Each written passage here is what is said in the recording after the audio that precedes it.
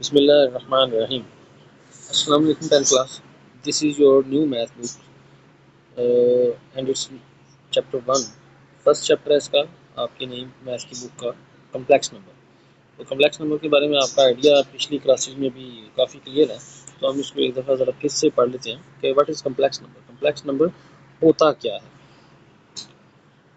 Okay, simple सा हम ये कह सकते हैं कि कम्प्लेक्स नंबर कोई भी नंबर्स हैं उनको हम जिस फॉर्म में लिख सकते हैं। A complex number can be write in the form of a plus iota b. इस फॉर्म में जो नंबर लिखा हो उसको कम्प्लेक्स नंबर कहते हैं। ओके, तो आप इसको एक्स प्लस एयोटा वाई भी कह सकते हैं, या इसको हम ऐसे भी लिख सकते हैं एक्स प्लस वाई एयोटा, इस सूरत में। तो ये हमारे पास कम्प्लेक्स नंबर का तरीका है जिस मेथड से उसको लिखते हैं।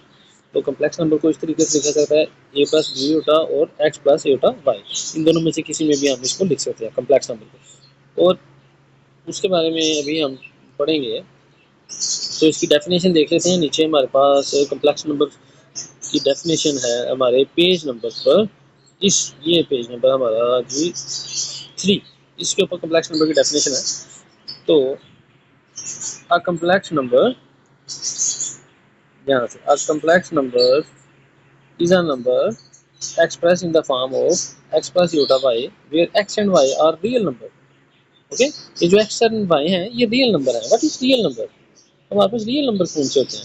Set of real number. Real number क्या है? हमने शुरू से पढ़ा हुआ है कि 0 1 2 सॉरी 2 3 एंड कैरी ऑन, ये हमारे पास रियल नंबर है। तो इट्स मीन कि ये जो लिखा हुआ है x plus iota y, x भी बिलोंग्स करेगा किससे? रियल नंबर से, और वाई भी बिलोंग्स करेगा रियल नंबर से। ठीक है, इनकी जगह कुछ भी हो सकता है। जैसे मैं कह देता हूँ कि 5 प्लस एयोटा 6, ठीक है, या 6 एयोटा, ओके, कुछ भी है, इस तरह की वैल्यू हो सकती है।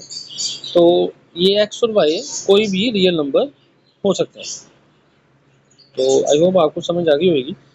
अ complex number is a number expressed in the form of x plus iota y where x and y are the real number.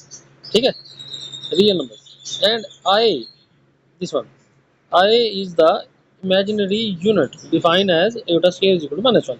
तो इसकी वैल्यू हमने प्रूव करना सीखी भी हुई है कि y iota square is 1। तो एक दफ़ा फिर से बता दूँ, iota की वैल्यू होती है स्क्वायर रूट -1, और बोथ साइड का स्क्वायर लेने से मैं इधर योटा का भी स्क्वायर लूँगा, इस साइड पे स्क्वायर रूट -1 का भी स्क्वायर लूँगा, तो ये स्क्वायर रूट स्क्वायर से कट जाएगा, रूट जो है वो स्क्वायर से कटेगा, तो मेरे पास योटा की वैल्यू, योटा स्क्वायर की वैल्यू इक्वल 1 आ जाएगी। ठीक है, तो मेरे पास ये सिंपल सी डेफिनेशन है कि अ complex number is a number express in the form of x plus iota y where x and y are the real number and I is the imaginary number defined as this one।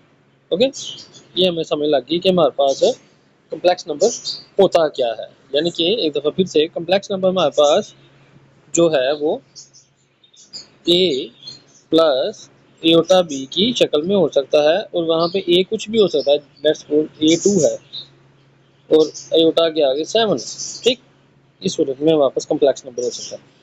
अगर आपने यहाँ पे x Y रखना है तो you can put here x and y, या according to question हमें वो जिस तरह से उसने दिया। ओके जी, तो ये आपको समझ आ गई होगी। छोटा सा कंसेप्ट है, इजी कंसेप्ट है, बिल्कुल कोई मुश्किल नहीं है। अब इसके बारे में देख लेते हैं, ये कोई किसने 16th सेंचुरी में हमारे पास एक इटालियन मैथमेटिशियन था, ठीक है, और उसका नाम था जेरोलैमो कार्डानो।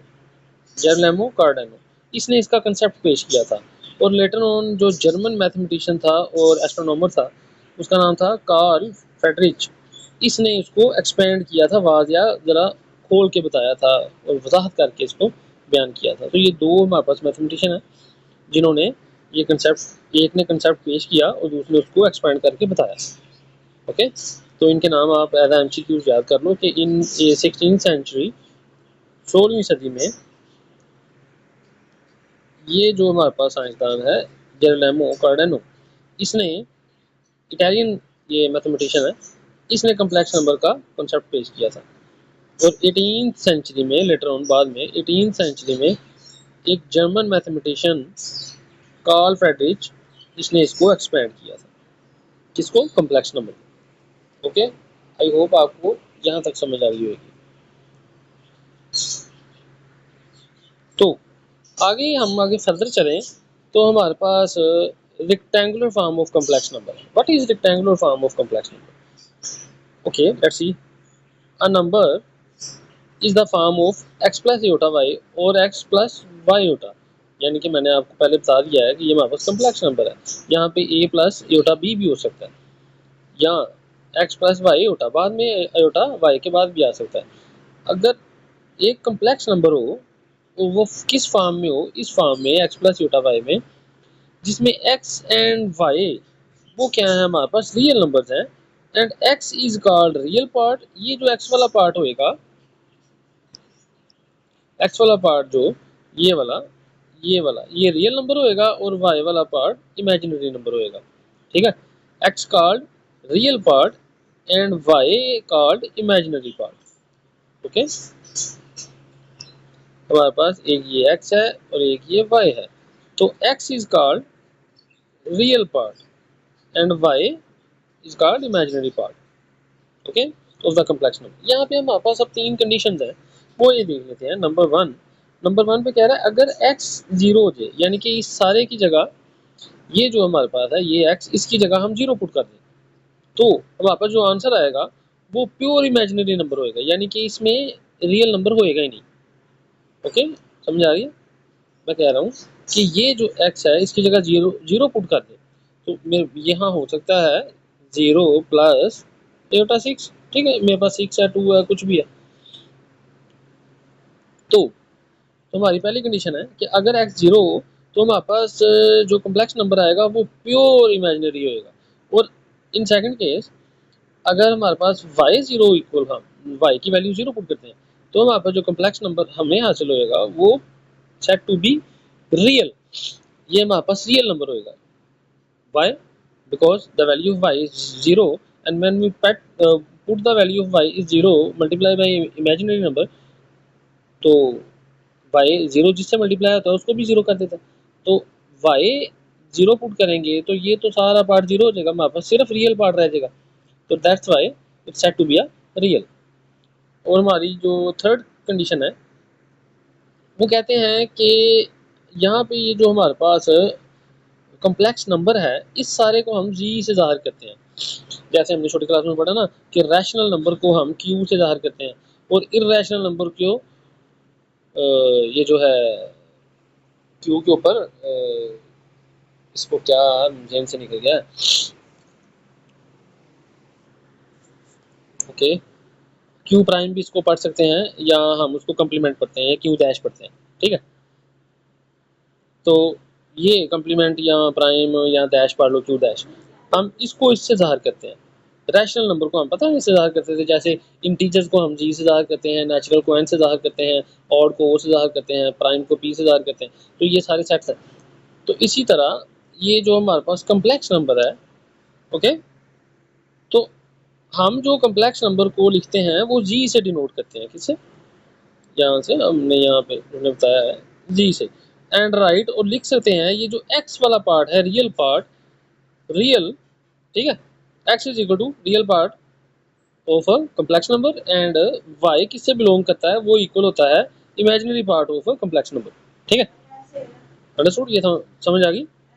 यानी कि x plus iota y, this one is belong to real part of किसका, रियल पार्ट किसका है ये रियल पार्ट है जी। जी क्या है, कम्प्लेक्स नंबर है।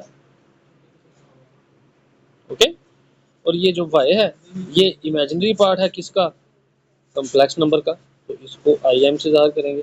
ओके, ठीक है, यहाँ तक आई होप आपको समझ आ गई होगी।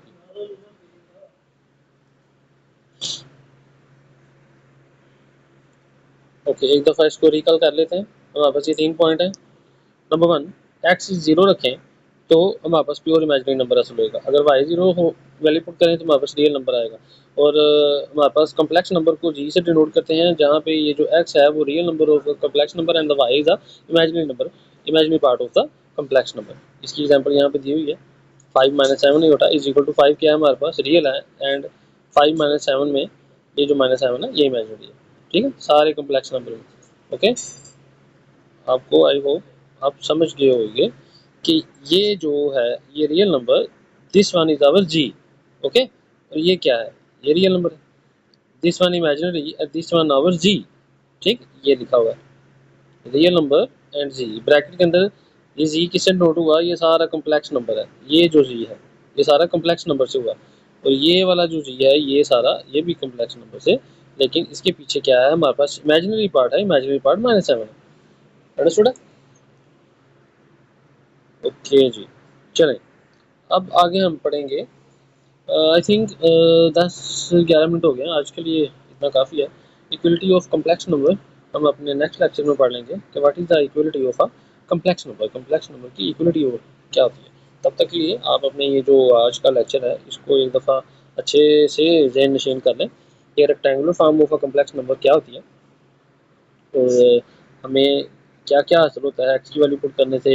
रियल पार्ट अगर 0 पुट कर दें, इमेजिनरी 0 पुट कर दें तो हमें क्या हासिल होता है, और हम कम्प्लेक्स नंबर को शो किससे करते हैं, वो सारा। और ये सारा आपने ये वाला सारा एज MCQ याद कर लेना, आपसे पूछा जा सकता है।